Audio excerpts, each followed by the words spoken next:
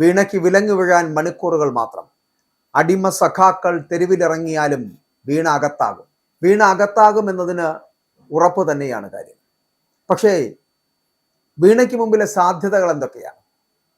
ഒന്നുകിൽ വീണയ്ക്ക് വരുന്ന ബുധനാഴ്ച ഇഡിക്ക് മുന്നിലെത്തി ചോദ്യം ചെയ്യലിന് ഒടുവിൽ അറസ്റ്റ് വരിച്ച് ജയിലിൽ പോവുക. അതല്ലെങ്കിൽ ഇല്ലാത്ത രോഗം പറഞ്ഞ് വീണ്ടും അവധി ചോദിക്കുക. അതുമല്ലെങ്കിൽ ദുബായിലേക്കോ മറ്റോ ഒളിച്ചു പോവുക. എന്തായാലും പിണറായി വിജയനും മുഹമ്മദ് റിയാസിനും അടുത്ത ആഴ്ച കഷ്ടവും നഷ്ടവും ചെറുതായിരിക്കില്ല. ഇഡി തയ്യാറാക്കിയിരിക്കുന്ന ചോദ്യാവലിക്കും മേശപ്പുറത്ത് വയ്ക്കുന്ന തെളിവുകൾക്ക് മുന്നിൽ വീണ വിജയന് പിടിച്ചു നിൽക്കാനാവില്ല. മുൻ മുഖ്യമന്ത്രിയുടെ മകൾ നിയമത്തിന് കീഴിൽ തന്നെയാണ് എന്ന് കേരളം തിരിച്ചറിയാൻ പോവുകയാണ്. ഇനി മണിക്കൂറുകൾ മാത്രം.